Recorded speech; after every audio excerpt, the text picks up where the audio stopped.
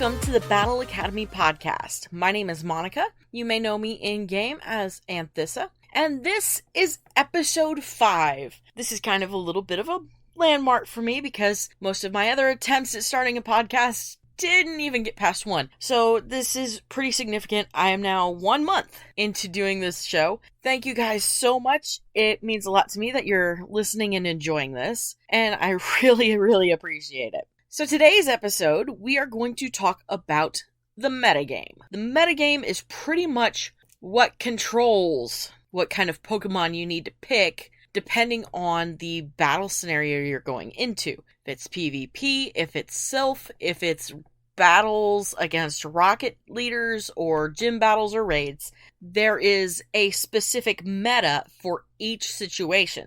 For those of you who are entirely new to all of this, you may not be familiar with the word meta or what it means, so we're going to start by kind of defining the word and taking a look at what that means. We're also going to look at what you need to be aware of in terms of the meta.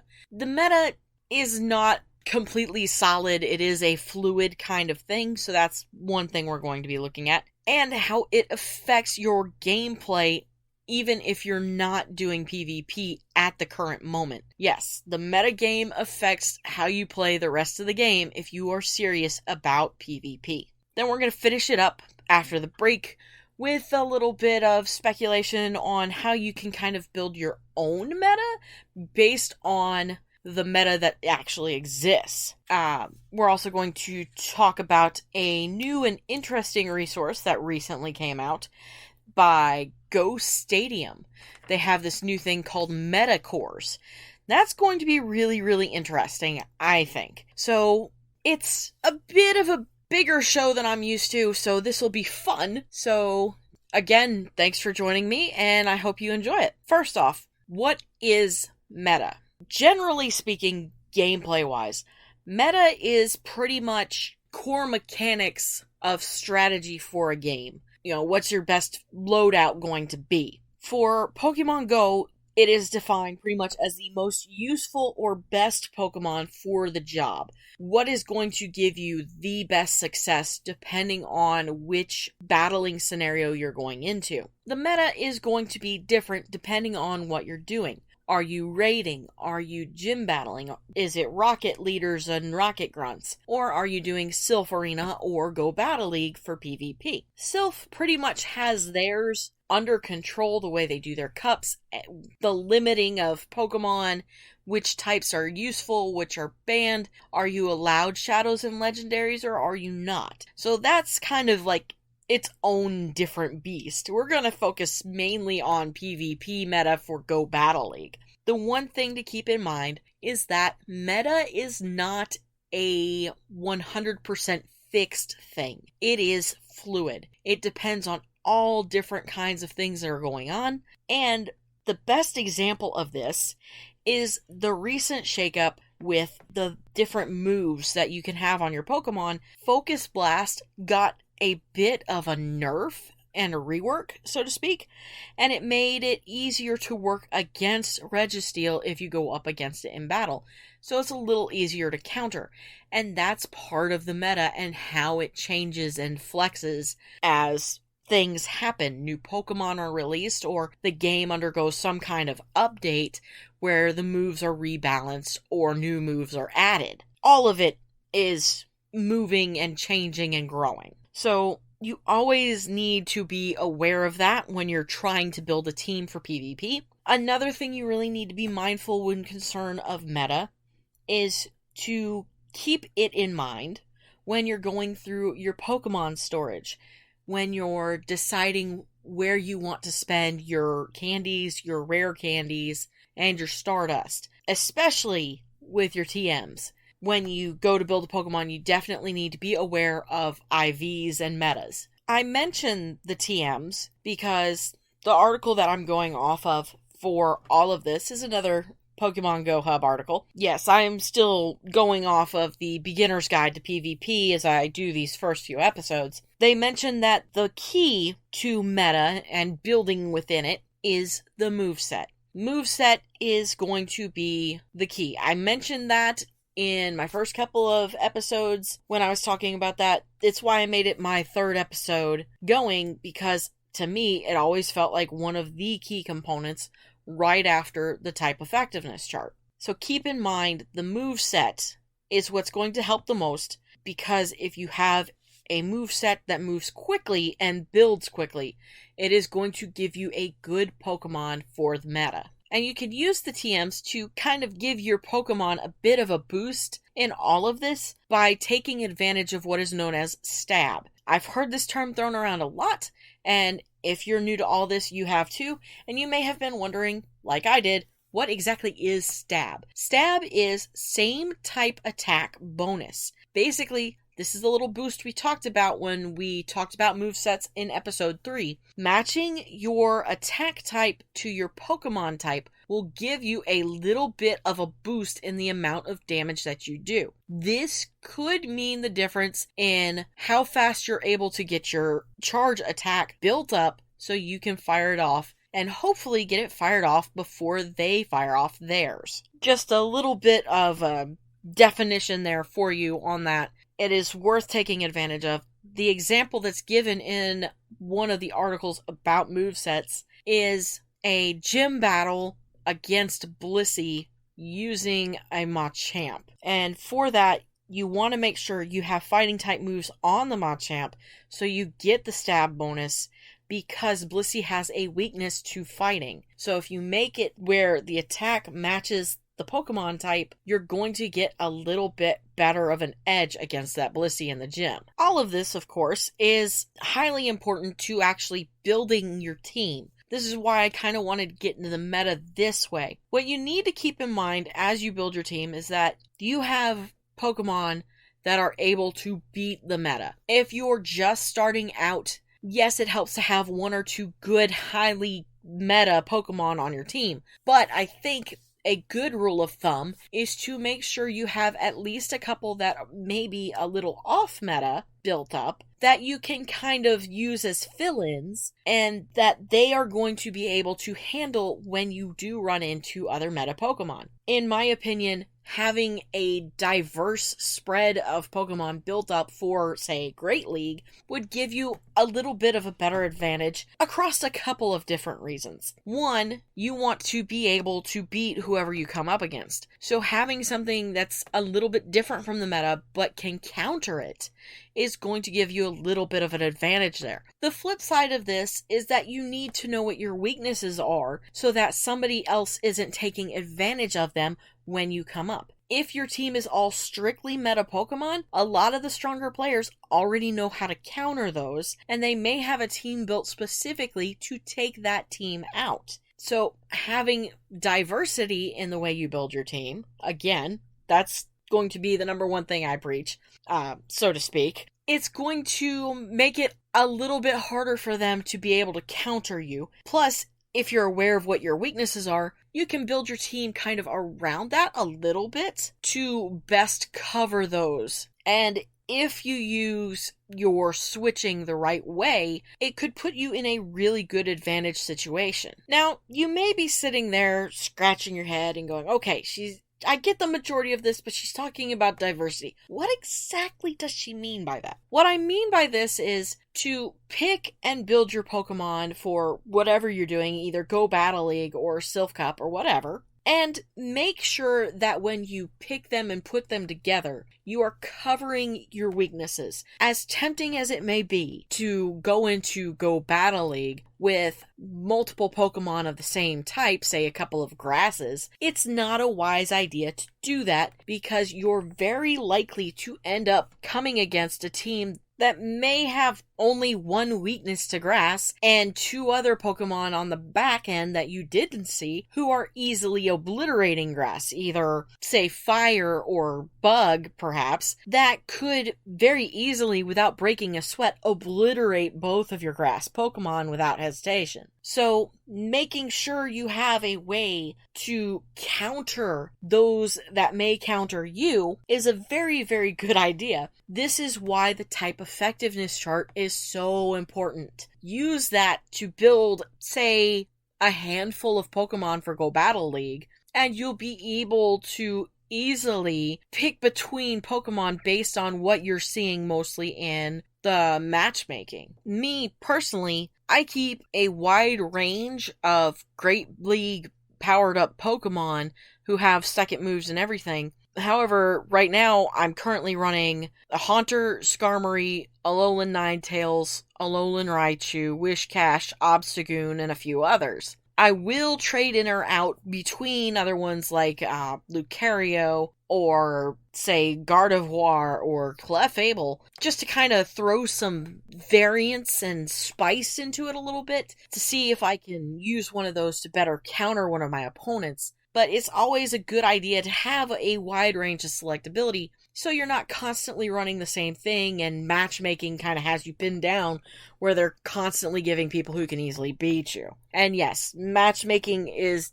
definitely one of the things to keep your eye on, because once it starts to figure out what you're running, it's going to throw everything at you to shut you down. So having the variety gives you a little bit to shake it up and everything. And it never hurts to try something that's outside the meta a little bit. You could surprise yourself. Personally, I think Skatank is going pretty good right now. I like using him anyway. He's a little weak, but he fires pretty well, and he can do some serious damage if you've got him built right. So that's an option to think of as well. I know my kid's sister is currently running Scizor and Houndour. I don't know what the third is, but she's running that, and it's doing pretty good for her at the moment. So it is interesting to see what's going on and what you can kind of look at. And with that, I'm going to pull into this other article from GoHub that'll give you a list of meta-relevant Pokemon. Now, these aren't like legendaries and mythicals, and this is stuff that you can get wherever you're at pretty much that is going to be really good to run, not really no matter what, because like I said, things change and the meta is fluid and flexible. But these are some Pokemon you might want to look at making sure you have. One, of course, is the Houndoom I mentioned earlier. I did say Houndour. She's actually running Houndoom, and it is a good alternative to have if you can't get a well-built Tyranitar. It is very good for countering Mewtwo and Latios and Latias, and Fire Against Steel is always a good idea. So if somebody's coming with like a very pesky Skarmory, Houndoom's a good idea to keep in your back pocket just in case. Same thing for this next one, Arcanine, if you don't have a Moltres or an Entei. Reggie Ice and Reggie Steel, it's a good counter for those. Now, this article is based on raid meta Pokemon, but you can kind of carry it over into PvP a little bit as well. They also suggest Flareon in case you don't have Moltres or Entei. Thing is, the Flareon is going to be a little bit weaker, I think. They do have Jolteon listed as well if you don't have Raikou or Zapdos. However, Jolteon, the basic evolutions are a little hit or miss. So Jolteon, Flareon, and Vaporeon, which all show up here, maybe not PvP relevant, but they do have Espeon listed, and as being a good substitute if you don't have a Mewtwo or an Alakazam for Great Battle League. Another Pokemon to consider that's not listed here is the Umbreon as well. Now those, it's going to be a little tricky, and if you have the Elite TM, or you get it eventually, you definitely want to see if you can get an Espeon or an Umbreon with Last Resort on it, because they can and will tear up PvP, just at least to an extent that they are worthwhile having. So if you can get a well-built Espeon or Umbreon, that is definitely worth considering, especially considering EVs are absolutely everywhere. I love them, but they're kind of like a plague a little bit. Not bad, but you pretty much can't go anywhere in the world without seeing an Eevee. They also suggest Cloyster or Pillow-Swine in place of Lapras, Rhydon in place of Groudon, although you don't really get Groudon in Great League, but Rhydon is worth considering, especially if you're wanting to build up for Master League or Ultra League. And Ursaring in place of Machamp, Breloom as well. There used to be a lot of talk about Breloom as a good PvP Pokemon. It's kind of died off every so often, but it is worth considering that it is a good Pokemon. And then, of course, they also list Executor and Golem. Now, again, this is all based on raids, this article was written before PvP, but not by much. So all of those are worth considering, especially some of those fire Pokemon, because a lot of the meta is running steel. But you have to be aware that a good chunk of the meta is also water. So keep something in your back pocket, like a good grass Pokemon, Venusaur or Meganium, to kind of counter the Azumarill when you eventually run into it.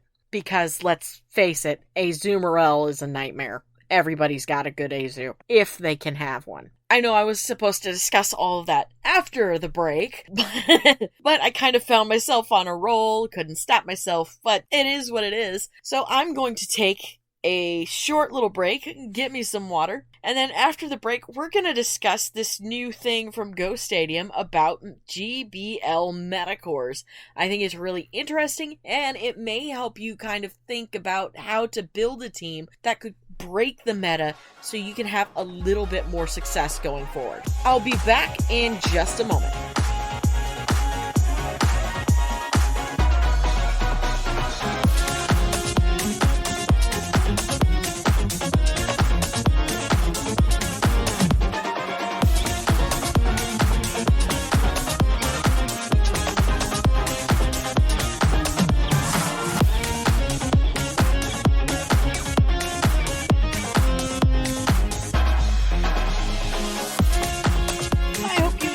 The little bitty break there. If you're interested in any of the music you hear on this podcast or my other podcast, Catan Public Radio, you need to check out GameChops. Really good music, really relaxing, and some's really energizing. So that's just a little heads up if you want to go check those out later. Links will be listed in the description of the show, along with links for all the resources that I've used for today's episode. And I just wanted to do a little bitty bit of housekeeping, just kind of let you guys know what's coming down the pipeline for the future of this podcast and hopefully everything else that I've got going on. I do currently have a Teespring shop for merch under construction at the moment. I've got to upload a few more designs, fix a few things, and then set everything to public. But you will be able to find it under the name Pegasus Podcast and Gaming. It's going to cover this podcast, Battle Academy Podcast,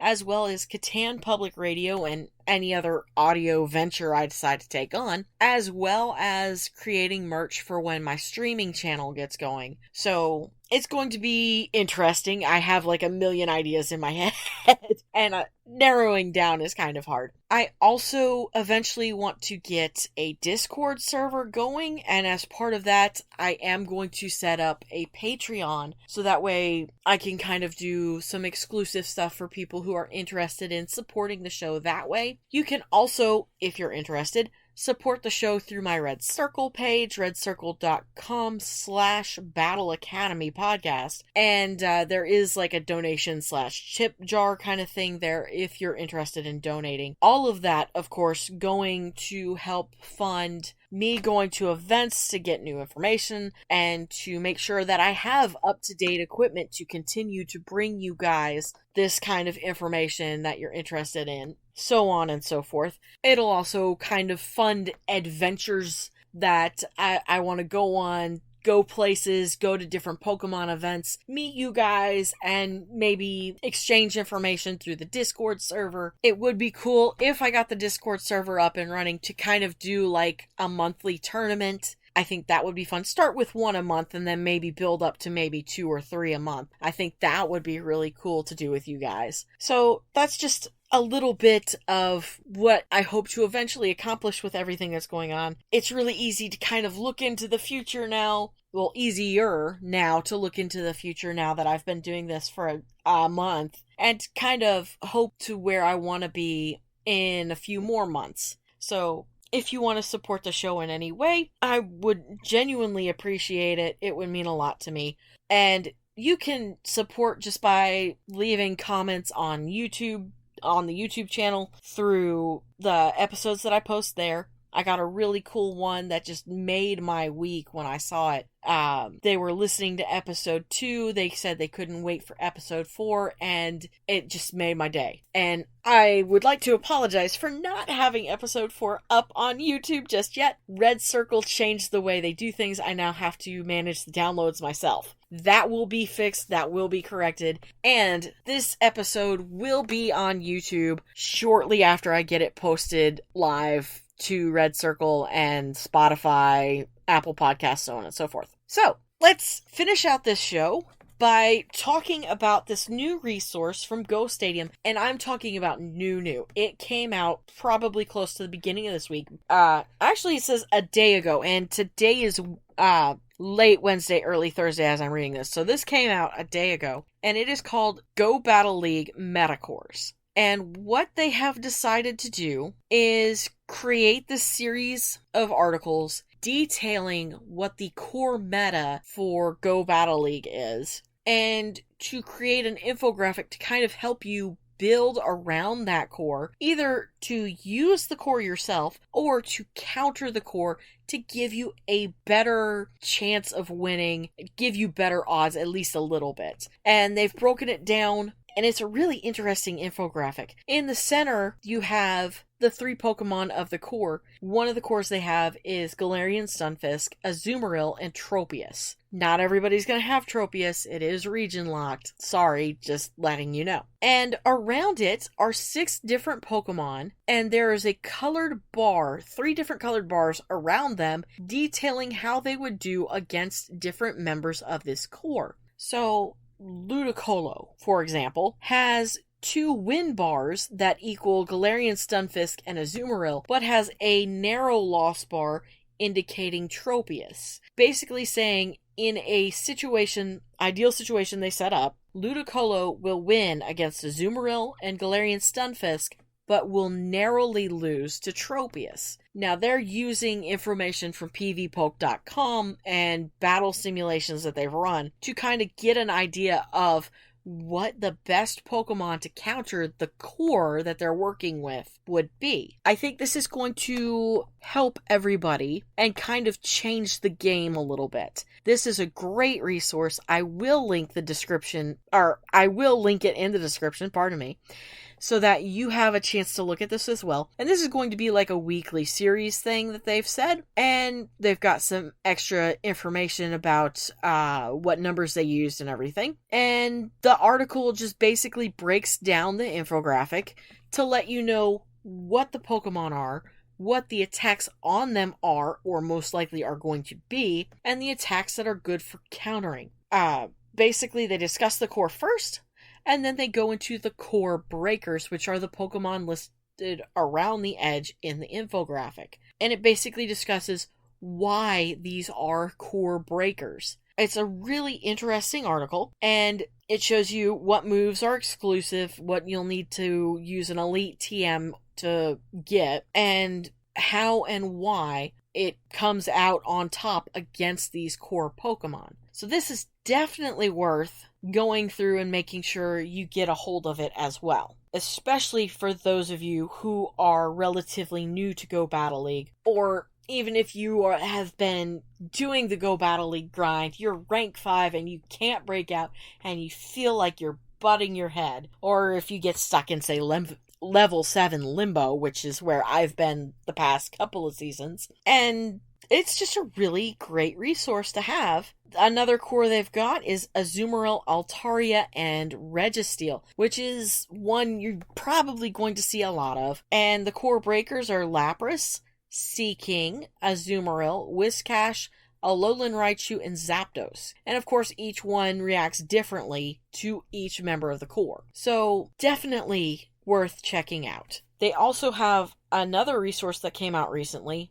I think this is the one that came out earlier in the week. And again, I'm going to link this in the description as well. and it is a glossary for PvP terms.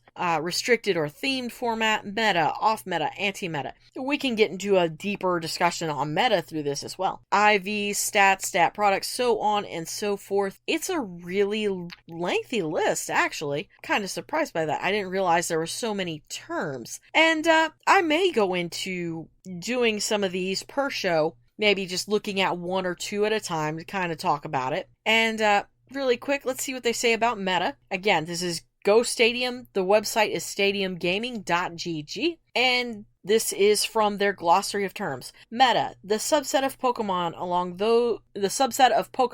among those eligible that you should be prepared to regularly face and strongly consider including on your team. This subset of Pokemon can become more rigidly defined and potentially reach an equilibrium over time. Notably, a Pokemon might be considered meta for a number of reasons. Example, strong matchup performance across the field or having a highly anti-meta role. So, they're covering exactly what I said in the first half of the show. The meta is fluid. It fluctuates and changes. So their definition is pretty close to what I said earlier. These are the Pokemon you are more likely going to face more often than not. And you need to be prepared to counter them or find some way to build them up and have them on your team. From a beginner standpoint, depending on what Pokemon you have, I'd say preparing to counter them might be to the best advantage. Just a thought process. So in that case, you'd want to look at what the anti-meta is. And their definition of that is Pokemon that, while often performing worse against the field, leverage positive matchups against a large fraction of meta-centric Pokemon to carve out a niche. Importantly, fundamentally, anti-meta Pokemon can themselves become meta over time. So it's just an idea and a strategy to take when you go into doing your Go Battle League. Alright, I believe that is going to be a show for today. I hope you guys have enjoyed everything. I hope I have cleared it up a little bit. If you have any questions or comments, please feel free to reach out to me through any social media outlet, Twitter, Anthissa21, Instagram, Anthissa.21, or you can hit up my Gmail account, anerdblog@gmail.com, all one word, all lowercase. Feel free to contact me. Feel to ask me questions. Call me out on something you think that might not be right. If I've messed up, please let me know. I am more than glad to do research to correct myself. Thank you so much for joining me. I hope you enjoy this show. I hope you have enjoyed this whole series. And I will see you guys in a week. Have a great one.